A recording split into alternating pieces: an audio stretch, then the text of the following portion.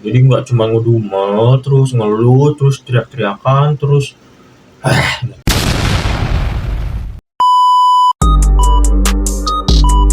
menjadi miskin. Lu itu punya kapabilitas yang lebih tinggi dari apa yang lu kira.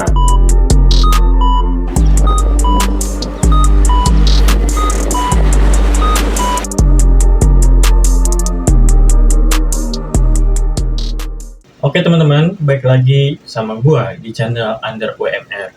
Gimana kabarnya semua nih? Semoga sehat-sehat selalu ya, dan semoga cepat naik gaji. Buat yang belum dapat pekerjaan, semoga cepat dapat pekerjaan. Oke, karena hari ini gua mau ngobrol santai aja sama kalian. Di sini gua mau ngebahas 3 poin apa aja nih yang kita dapat atau yang gua dapat dari obrolan gua sebelumnya dengan Bapak Asep sebagai Bapak HRD PT Total Abadi Sukses. Meskipun dari podcast kemarin itu terbilang santai, menurut gua ada poin-poin yang bisa kita terapkan.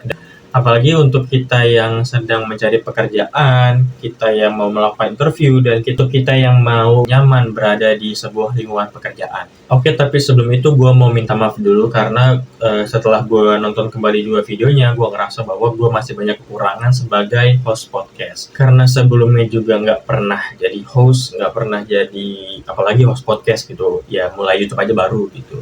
Jadi gue ngerasa gue terlalu pasif, dan hopefully gue bisa memperbaiki itu di kedepannya gitu. Karena gue masih pengen mengobrol dengan beberapa orang. Sementara udah ada wishlistnya, cuman ya baru terwujud satu, Bapak Asep. Dan kayaknya bakal ada part 2 sama Pak Asep. Anyway, without any further ado, langsung aja kita ke 3 poin penting yang kita dapat dari Bapak Asep Sunanda. Jadi dulu gini, awalnya kan gue kerja di Depok ya. Gue kerja di Depok di sebuah restoran dengan gaji 4,8, bahkan pernah juga dapat 6 juta. Karena waktu itu posisi gue adalah sebagai leader. Kemudian gue habis kontrak, gue keluar, gue tidak melanjutkan.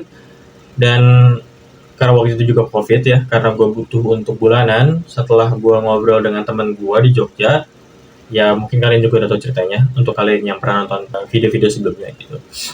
Nah, jadi waktu pas gue ngelamar, dan kebetulan banget waktu itu yang interview gue langsung Pak Asep. Jadi waktu itu ada fase, ya mungkin bukan fase ya, pertanyaan standar, gaji berapa yang gue inginkan waktu itu. Gue waktu itu expect tuh di 4 juta biar drawdown-nya tuh nggak terlalu jauh banget gitu dari gaji gue sebelumnya. Cuman kata Pak Asep, dia bilang kalau di PT Total Abadi Sukses itu kita semua, atau dia terutama dan juga bos tentunya, ngelihat performa lu, bagaimana pengaruh lu terhadap perusahaan, dan ketika performa lu itu membaik dari waktu ke waktu gitu, terus meningkat, pasti juga gaji lu akan mengikuti. Dan terbukti gitu ya. Waktu itu gue dari 3 bulan masa progression, yang harusnya gue di 3 bulan gue naik gaji, tapi di bulan kedua gue udah naik gaji duluan. Jadi mungkin yang harusnya kenaikan 500.000 itu gue dapat di bulan ketiga, tapi ini bisa gue dapat dari bulan kedua, yang menurut para atasan waktu itu performa gue cukup oke. Dan poin itu juga kemarin yang disampaikan juga sama Pak Asep, ketika lu punya performa yang bagus, kemudian attitude lu bagus, perilaku lu bagus, nggak banyak telat, nggak banyak nggak masuk, mengikuti aturan yang berlaku gitu, dan again baik lagi lu bisa memenuhi standar, bahkan lebih dari standar kerjaan lu. Dan di sini Pak Asep juga menekankan kalau di perusahaan PT Total Abadi Sukses, kalau lu mau menjilat atasan, lu nggak bakal kena. Karena baik lagi, meskipun pertemanan lu kuat dengan atasan, kedekatan lu kuat dengan bos, tapi ketika performa lu nggak oke, ya lu bakal stuck atau bahkan lu dikeluarkan dari perusahaan, apalagi sampai mengganggu operasional. Jadi di perusahaan itu nggak berlaku tuh jilat menjilat, tuh nggak berlaku. Dan buat kalian yang mau naik gaji, jangan cuma asal nuntut aja. Jadi pelajaran pentingnya di sini adalah fokus pada apa yang bisa lu berikan ke perusahaan. Tunjukkan hasil nyata, tunjukkan performa yang baik, dan jangan takut untuk mengambil inisiatif. Dan hasilnya nanti juga pasti akan ikutin. Gimana? Keren kan? Poin pertama. Oke, langsung aja kita lanjut ke poin yang kedua. Oke, poin yang kedua juga nggak kalah pentingnya. Mungkin ini relate banget sama teman-teman yang ngerasa kalau apa yang sedang dikerjakan sekarang itu nggak sesuai dengan passion yang kita pikirkan dulu. Karena mungkin buat yang udah nonton juga video sebelumnya, kalau pendidikan gua atau background pendidikan gua itu adalah memasak. Kemudian sekarang bekerja sebagai debt collector yang kalau kita lihat passion itu adalah berdasarkan background pendidikan, maka gua bekerja di bukan passion gua. Jadi teman-teman, kalian harus tahu bahwa dunia kerja itu adalah area eksplorasi di mana lu bisa nentuin passion sejati lu itu sebenarnya apa. Jadi jangan takut untuk pindah haluan, jangan takut untuk berbelok arah dari apa yang sedang lu jalani sekarang. Mungkin memang lu belum menemukan passion lu, mungkin memang lu belum menemukan apa yang lu nyaman untuk kerjakan. Jadi untuk lu yang sedang menjalani apapun yang sedang lu jalani sekarang, lu jalanin dulu aja sambil lu tuh mikir bahwa lu tuh senengnya di apa, lu tuh mahirnya di apa, lu tuh bisanya di apa, lu tuh ahlinya di apa. Kemudian jikalau memang passion lu yang lu pikirkan itu bisa menghasilkan uang dan ternyata hasil uangnya itu lebih besar dari apa yang lu kerjakan sekarang, lu bisa pindah haluan ke apa yang lu pikir adalah passion lu.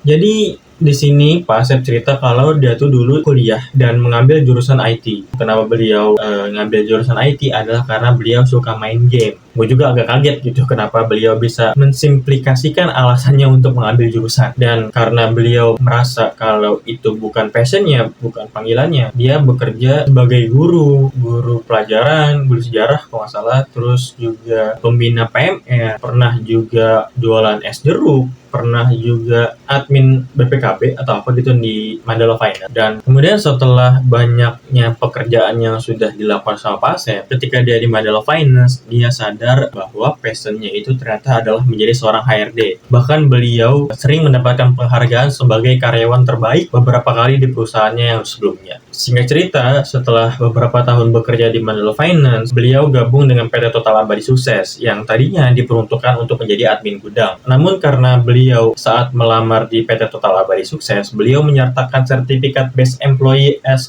HRD. Waktu itu memang di PT Total Abadi itu posisi HRD itu kosong dan ya udah beliau langsung mengambil peran tersebut gitu, mengambil kesempatan tersebut untuk menjadi HRD di PT Total Abadi Sukses. Dan sampai sekarang dia merasa bahwa HRD itu adalah passionnya, HRD itu adalah panggilannya, dan dia nyaman melakukan itu semua dengan segala suka dan duka sebagai HR. Jadi buat kalian yang sedang merasakan capeknya atau lelahnya bekerja dan ngerasa kalau apa yang kalian kerjakan itu bukan passionnya, kalian nggak salah untuk berubah haluan. Tapi ingat, berubah haluan itu yang terukur gitu. Jadi lu jangan asal keluar kerja terus mengerjakan sesuatu yang nggak ada hasilnya. Ingat, lu butuh biaya untuk menghidupi diri lu sendiri dulu. Apalagi kalau punya tanggungan, punya anak, punya istri, punya orang tua yang masih harus diurus gitu. Lu harus memikirkan itu semua. Jadi passion itu bisa lu temukan di pertengahan jalan, bukan cuma di awal. Dan bisa jadi kan, ternyata jalan gua atau passion gua adalah menjadi full time YouTuber gitu. Tapi masih butuh duit guys. Masih harus tetap bekerja sebagai debt collector. Oke, kita lanjut ke poin yang ketiga.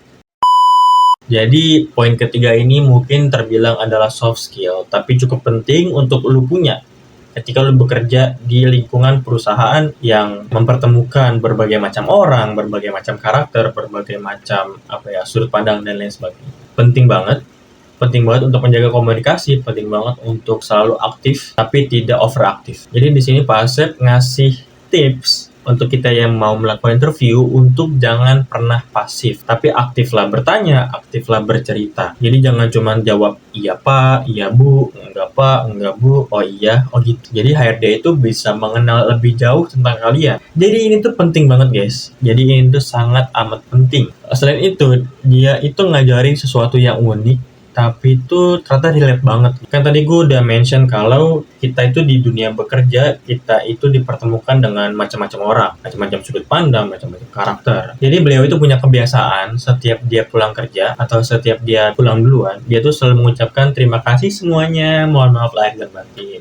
Ini bukan tanpa sebab, karena ternyata ada filosofis yang cukup mendalam di dalam kalimat tersebut. Beliau melakukan itu untuk membersihkan dirinya dari sikap atau dari sifat dengki, sifat iri gitu kan. Karena beliau itu yang tahu berapa besar kecilnya gaji karyawan yang ada kerja di situ. Mungkin kan kita manusiawi ya, ketika kita melihat, oh kok nih orang gajinya lebih tinggi dari gua, pada performa itu segitu. Jadi untuk menghindari rasa iri, rasa dengki, Pak Asep tuh selalu bilang kayak gitu untuk membersihkan hatinya dia. Kalau hati kita bersih, kita juga tuh akan lebih nyaman untuk berada di tempat kerja gitu. Jadi kita tuh lebih enjoy, lebih ikhlas untuk menjalani hari-hari bekerja. Jadi nggak cuma ngedumel, terus ngeluh, terus teriak-teriakan, terus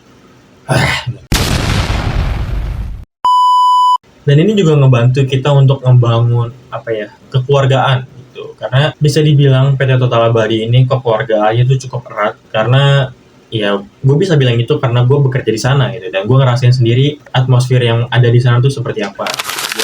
Nah, jadi itu dia 3 poin yang kita dapat dari Bapak Asep Sunandar sebagai HRD di PT Total Abadi Sukses. Ya, dari cerita Pak Asep di sini gue bisa menyimpulkan bahwa di balik kesuksesan Pak Asep menjadi seorang HRD ada beberapa poin yang bisa kita pelajari, yaitu dari kegigihan, eksplorasi diri, dan integritas yang bisa kita tiru. Gimana menurut kalian guys? Apa yang kalian dapat dari obrolan gue sama Pak Asep kemarin? Ada nggak yang relate, ada nggak yang punya pengalaman terhadap hal itu? Jadi kalian bisa share aja di kolom komentar di bawah. Dan jangan lupa kalau kalian suka dengan video ini, kalian bisa like videonya, kemudian share ke teman-teman kalian, dan juga jangan lupa untuk subscribe biar nggak ketinggalan video selanjutnya. Dan terima kasih buat teman-teman yang udah nonton video ini sampai akhir, dan sampai bertemu di video selanjutnya. Wassalamualaikum warahmatullahi wabarakatuh. Bye-bye.